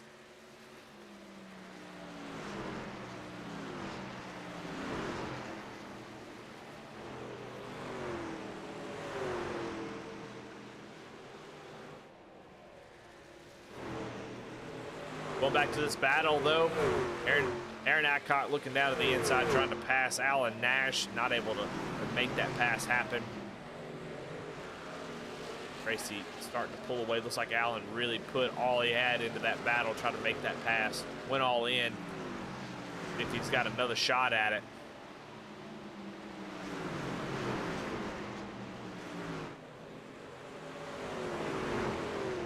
Five laps to go here in this season of the Apex E-Series. Been a great season. 5 laps left in this whole race and the season. And right now, Garet Kinder has a pretty comfortable lead in the championship battle. And Bedwell has a pretty comfortable lead in the race. Like Kip starting to fall back a little bit. You see the 13 starting to run them down.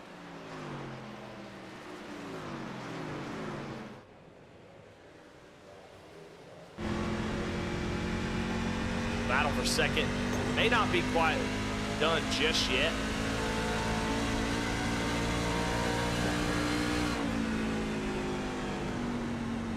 At this point, Garet Kinder just doesn't have to do anything crazy. Just run his race, and if anything looks out of shape, he can let off and take it easy. Got a pretty nice advantage over who's second in the standings, that's Alan Nash. Side by side again. So Allen now up on the top side, almost 3 wide. Tracy Passons blocking his teammate off the corner. I love to see that. That's how bad they want it.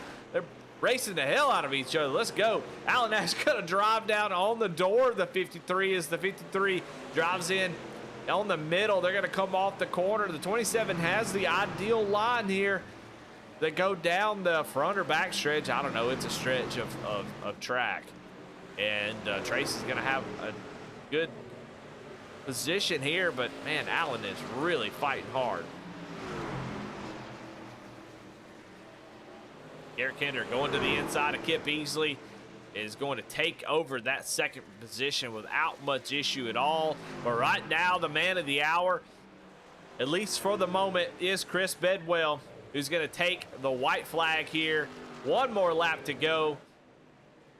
And he's got a nice 2.4 second cushion over second place Garet Kinder. Ain't no better way to finish a season off to come out here and take the win. And Bedwell taking advantage of the situation, taking control of this race, and he comes down into 3 and 4, and he'll come off 3 and 4. And Chris Bedwell is going to win here at Phoenix. But your champion crosses the line in second place. Garet Kinder is going to be your champion here tonight as he ousts the other 3 drivers. Comes home in second, but comes home with the championship. Garet Kinder wins the championship. Chris Bedwell wins the race. What a thrilling race. All kinds of ups and downs, and Garet Kinder able to take home the championship. So congratulations to him. Congratulations to Chris Bedwell. We'll watch them both burn it down here on the front stretch. You see Bedwell sitting there off of turn 4, waiting on everybody. He's going to burn them down. And then Garet Kinder going to do the same. What a season. I mean, just a long, long season. We'll pull up the schedule. We see we started all the way back in March, and it is September, so an extremely long season. And we are concluding it here with your champion, Garet Kinder. Incredible. Incredible, incredible race. Incredible season. Great job by Garet Kinder. Take home championship. And they're both doing donuts down in turn 4, celebrating. Good night for Big Frig. Good night for Kinder Farm and Ranch. And good night for Checked Out Racing. As Bedwell able to sneak a win in there. I think is that Point Pest Control? I think it is. So there, give him a shout out.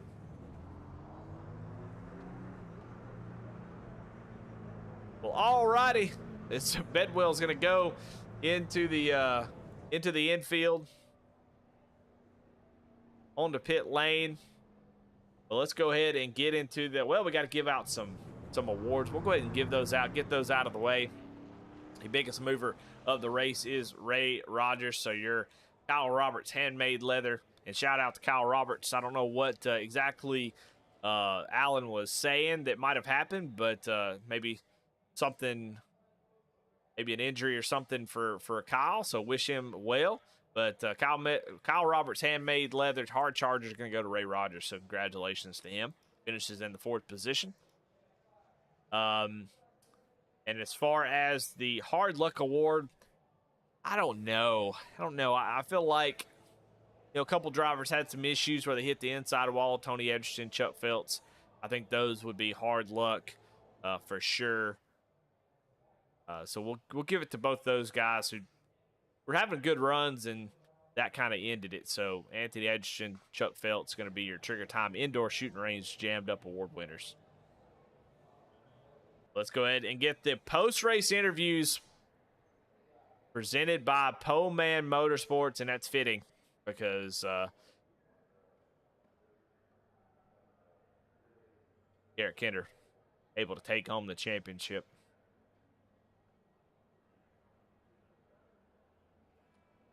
Waiting on everybody to get into the booth. But, wow, what a race. I didn't know what to expect. With only 14 drivers, I thought it would be, definitely didn't think it would be a snooze fest at all. But I thought it would be a green flag run type race where somebody was going to kind of take off and run with it. We were going to have to,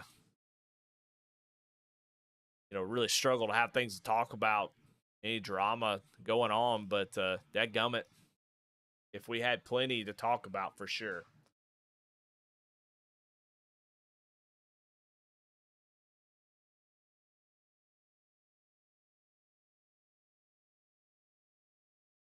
Well, let's talk to our 3rd place finisher, Kip Easley. Hopefully he is already in the waiting room, and he is. Kip Easley, this is Eddie in the booth. You got a copy? Yes, sir. How's it going? Man, it's going great, man. Great run for you. Great season. You had a good night tonight, kind of running inside the top 10. And there at the end, you had the caution come out, and man, we're able to get up there and fight for the lead. You got passed by Garet there at the end, but man, a great run, good looking truck as always for you. I mean, you always bring some of the best paint schemes, but that truck was running pretty fast tonight there at the end. Almost had 2nd place, just come up short. What else did you need maybe to get up there and maybe pass Chris Bedwell for the win? I don't think I really had anything for Chris. I really wasn't strong after about 15 or 20 laps. I couldn't really ever figure the tire out. I would burn the tire off pretty good. It seemed like after 15 or 20 laps. I really didn't think when that last restart that it was going to be the last restart of the race. I thought there might be another one. And I got down in there into 1 and 2 pretty hot and got back on the throttle pretty quick, got loose and lost about a half a second to Chris. I never could make that up again and just kept slowly losing some to him. And then the rest was pretty much history. He took away with it. I'm happy with third. I mean, it was definitely higher than I was running most of the race. I was more of a 5th or 6th place car probably. And when that last caution came out, I hadn't pitted yet. So that allowed me to kind of get up there and mix it up a little bit and get a shot at it. Yeah, you definitely had some good moves there to kind of wait that out, and a caution did fly, and you took advantage of it. But man, great season out of you. I mean, you were extremely fast. You almost was able to really make some big moves in the playoffs. You had one where you almost was able to sneak a win in there. And man, just a good season. A back half of the season for sure was pretty good for you. So congratulations on that. Show a lot of speed. So man, congratulations on a great season, and congratulations on finishing out really strong with a 3rd place finish. So as always, man, who you got to thank? Any sponsors, shout outs? I just want to shout out, Aaron and the admin group here for putting on the league. Shout out you for heading this up, and just want to congratulate Garrett on, winning the championship and a great season. And just appreciate what y'all do, and hope to see y'all next season. All right, well, there you have it. 3rd place finisher here tonight, Kip Beasley, as we'll bring in your race winner, Chris Bedwell. Your race winner here tonight. Chris, you got a copy? Yes, sir. Well, a pretty quiet race out of you. You were pretty fast early and just kind of settled in, around the top 5 for most of the race. And then there at the end, showing why clean air is just that important. And sometimes in certain combos, especially in the truck, as you got that clean air, nobody could touch you, man. Talk about that when you talk about your race before all that happened, and then especially talk about the end when you had the restart out front.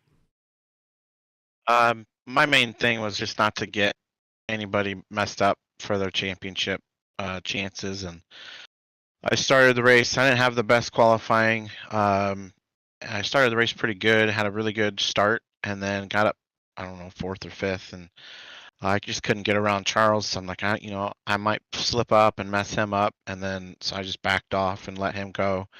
And then after that, I just sort of let everybody race how they wanted to race. I just didn't want to be the cause of anything.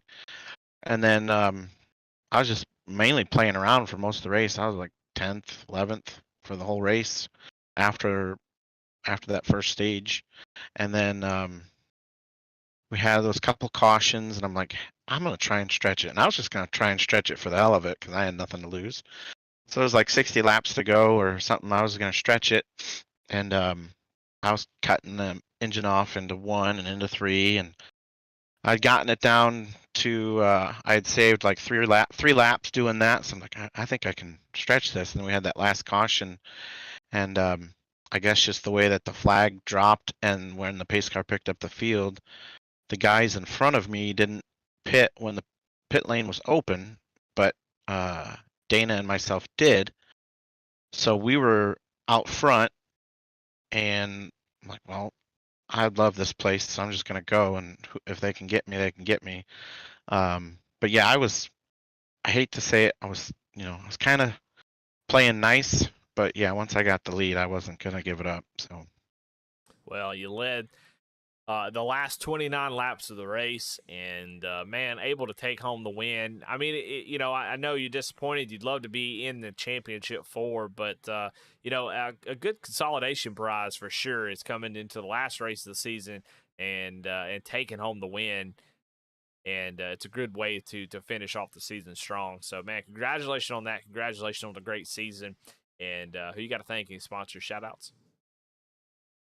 Just Aaron and all the admins for putting on the league. Look forward to the winter season with everybody to have something to do on Thursday nights during the winter. I think I'm going to take a pretty long break though, so I'll be in and out. I should be back next season. We'll see, but thanks to everybody on the team. We lost George in the middle of the season. He needed to take a break, and then Dana and Tony for sticking around. It's always a fun evening on Thursdays with them, and it's always a thank you to you for broadcasting. I haven't gotten a chance to tell you. I really like the new name of the broadcast company. I haven't been interviewed in a while, so I really like the new name. Oh, thanks, brother. Yeah. Let's see. Apex are sponsoring the league, and congratulations to Garrett for a well-deserved championship. He was definitely class of the field the whole season. I think he had the most wins other than Ray, part-time Ray. Always fast and always fun to race with him. He likes to race the way I race, which is really hard and aggressive. And if we mess up, it's not a big deal, and it's not a big deal both ways. So really appreciate running with him, and everybody else in the league. All have a good off season. There you have it. Chris Bedwell, definitely appreciate the kind words. And but the man of the hour here in the 13 machine, Garet Kinder. It's going to show second place on the stream, but first place in our hearts, as he is your champion here in Apex. Garet Kinder, you got a copy. Yes, sir. Man, well, we got a lot to talk about, brother. We've Well, had hit me a up. pretty fantastic season for you. You definitely, throughout the whole season, kind of planted your flag as, hey, I'm here to defend my championship, and definitely did that all season long. I mean, you did not really have an up and down season. You didn't, every race you didn't win, but you had the most wins, and you really just were consistent all season long. And then tonight you come into it, you know, Tracy Passons leads early, kind of makes you nervous, kind of go, you know, what am I doing wrong? Now you can tell me maybe you were kind of laying back a little bit, who knows? But then you got out front and you were just in a dominant position. Didn't seem like anybody could touch you. And then all the drama starts happening with the cautions. Talk a little bit about the first part of that race. I do want to know about that. Were you holding back, you know, or was clean air just that important? I don't know if it was so much clean air. I just was not running 3 and 4 correctly. You know, in these trucks, it's really important to save your right front, and to do that, you don't push up to the outside wall. But to run fast here, you got to push up, and you're almost hitting your right rear quarter panel on that red stripe along the wall, and that's where you find the most speed. And I was not doing that first run, which in turn was cooking my right front off more because I was turning down harder, trying to maintain the speed with the guys that were doing that. Tracy just flat out whooped me that first stage. I ain't gonna lie to you, and I was nervous. He pulled that 2-second gap, and I said, "Boys, I'm in trouble."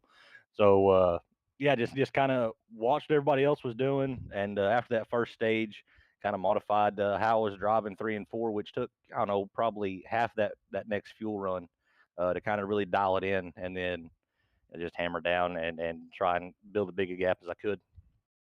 Yeah, and so I mean, you did exactly that, and then of course the cautions start coming out. You know, I thought it was going to pretty much go green most of the race. I thought the stage would be the only caution with just 14 drivers, but it seemed like on new tires, it was a little sketchy. And then during that green flag pit stop, caution comes out, and your thoughts are what? Well, you know, getting sent to the back for that lucky dog, and then just the chaos that ensues with that. You know, there's guys that you haven't raced with all night, and they're lined up in front of you, and you're trying to figure out, all right, how am I going to navigate this? But man, the waters kind of parted for me on that one, and was able to basically get up to third or fourth right in that area, and just really kind of set back into my rhythm. Reeled Kip in, got back to second, and just man, it was mainly a rhythm track, and I finally found the rhythm at Phoenix. I'm still not saying I like this track, but I'm fairly more confident in it now. Yeah. Well, I mean, just an incredible drive up through the field. You had Ray Rogers putting a lot of pressure on you through the race, but you know that you know, of all the times that Ray Roger pressure right on your bumper doesn't really bother you at all, it could have been tonight because you weren't racing for a championship. So if he were to pass you, fine. If not, you don't really worry about him. I mean, you don't really worry about Ray putting you in a bad spot. So had to have been tonight a little bit easier to have Ray Rogers on your bumper for a long time. I'm telling you that. My trading paints was messed up, and so he was not in the black 51 truck behind me. He was in just a solid white truck, And I think that psychological effect helped me out a little bit. I don't There you know. go. I don't know if it's a guaranteed thing, but the old Black 51 wasn't haunting my dreams tonight. So yeah, man, I like racing with Ray. It seems like he and I race each other every race. It seems like, and it's just a blast. And I knew he wasn't going to put it anywhere he didn't belong, and wasn't going to race me dirty and try and force the issue any. But if I messed up, he was going to take advantage. So my big deal was just trying not to mess up. Well, 2 in a row. Now, how far can you take it? I mean, 2 in a row. I don't know if that's a record, if anybody's ever won 2 in a row here in Apex, but I'm sure 3 in a row is going to be tough. But are you going to come back and try to defend your championship again? Well, two in a row is a record. Nobody's ever went back to back. Man, I plan on coming back. I've already filled out the little form for next season. Hopefully, I'm able to run it full time. Different jobs and moving around, and life's kind of hectic and going to get more hectic as life goes on, getting married here in a few weeks. But yeah, I plan on coming back, plan on running with these guys. This is where I like racing. It's just a good time all the way around. Everybody in here just races really, really good, and it's just fun to just hang out with the guys and have a good time with it. Aaron, he puts on, it's an amazing league. It really is. There's not a lot of the drama that goes on. There's not a lot of the BS that happens with a lot of other things. So to come over here and just be a racer and just get to have fun with it. It's like I've talked to you a million times before, Eddie. This is just fun for me. I get out here. I'm not like, I'm competitive. I want to win, but if I don't win, I'm not cursing and not upset about it. This is just fun, man. And tonight was fun. Truck setup was a little bit loose, so was really able to lean on that right rear and hang it out, and seemed like my steering wheel was pointing straight most of the time through the turns, and I was just steering with throttle. So just all around good time, great season. And man, not only shout out to you up in the booth, but shout out to everybody that comes out, and they made an attempt to come out to every single race and race the whole season. Man, it gets rough during the playoffs and stuff when guys start dropping out, and whenever they fall out of championship contention, they don't race anymore. But everybody that came out and ran the whole playoffs, even if they weren't in it, it's fun. It makes it a lot more interesting, makes it where the points battles get a little more interesting, and I appreciate every one of them. Well, man, congratulations on the wedding. Congratulations on the championship. Just an awesome, awesome season out of you. And, man, able to cap it off with that championship. So congratulations to Garet Kinder for winning here tonight. And, Garrett, I got to give the floor to you. Who you got to thank for that championship here tonight? Well, of course, got to thank Kinder Farm and Ranch, Rat Speed Shop. Been on the truck all season. I think I won with everybody on the truck this season, which was a far cry from last season where I didn't win anything. So got to win with everybody on the truck. Big Frig and Cross 5 cattle coolers. If you want to keep your stuff hot and keep your stuff cold for cheaper and longer than anybody else, make sure you check out Big Frig and Cross 5 cattle coolers at bigfrig.com. Ray Page and Andy over at Wolfpack Racing. Good guys. No teammates. Man, racing with Tracy, racing with affiliate teammates, Michael and Charles for this championship. It was a lot of fun. We were all cutting up and stuff before the race, but man, you could have heard a pin drop in the voice chat during that first stage. Everybody was locked in, everybody was focused, and you could tell that everybody was digging for it. So really competitive, but just really fun race with all those guys. And I plan on coming back. I haven't signed my contract yet with boss man Aaron, so hopefully this championship run gets my contract locked back in for next season. I can come play and have a good time. All my short tracking guys over at Velocity and Superior Performance Motorsports. Eddie, thank you in the booth. V-Speed Racing Network. Thank everybody over at Apex Sim Racing Gear. Jimmy, he does a heck of a job just putting out some high quality products. I used his button box that I won last season, was dialing my brake bias around tonight. So big shout out to him. Shout out to Kyle Roberts Custom Leather, Chuck Peg Leg Felts, Kinder Farm and Ranch for the Records Rewind, everybody that makes this thing go off, man. It's the most fun on iRacing. I'll say it, and I believe it. So just I'm stoked, man. 2 in a row, can't beat it. Yeah, I don't know if boss man Aaron can afford you after 2 in a row. 2-time champion here, Garet Kinder. So congratulations, man. It was awesome. Appreciate you, Eddie. Well, that's it. We are capping off this season, and what a way to do it with a win, a champion by Garet Kinder. Well, all right. Well, that's all we got. Post-race interviews presented by Po Man Motorsports. They win the championship. And man, just a great season. As he said, thanks Aaron for putting on all this league. Definitely is a low BS league, and I think that starts right at the top. It's always going to be some arguing and some bickering from time to time as you put a bunch of dudes in a competitive environment. We all got road rage out there, and he does a great job of managing it and keeping it to a minimum. So, but man, congratulations again to Garet Kinder. Congratulations to Chris Bedwell on the race win as well. But thank y'all, man. Thank y'all. Congratulations to y'all for watching all season long. All the people that go back and watch later, all the audience that come on here and cheer your drivers.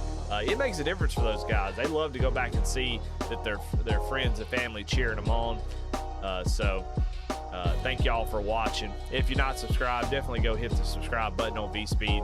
We're looking forward to being back next season. We'll take a break while the winter season is going off, and maybe even do a little bit of racing. But we'll be full speed at V-Speed. We're broadcasting on Sunday, Monday, Tuesday, Wednesday, Friday nights. So 5 nights a week, you can watch some awesome racing. Go back and watch the Goat Locker race. If you have some time, you want to watch some good racing, watch that next-gen car over in the Goat Locker series that happened on Wednesday nights. Man, unbelievable. Guys side by side in Kansas for almost 10 to 15 laps. It was unbelievable. So, a lot of good racing happening going over here at VSRN. I'm Eddie Smith. Been a great season. Thank you all so much. Thank all our sponsors, Apex SimRacing.com, Apex Sim Racing Gear. Want to thank Chuck Pegleg. Want to thank Low Cash Motorsports, Poman Motorsports, Trigger Time, and Kyle Roberts Handmade Leather for their support of this series. It definitely makes a big difference, and it helps when you got great supporters like that. All right, well, I'm out of here. Y'all have a good night. We'll see you next season.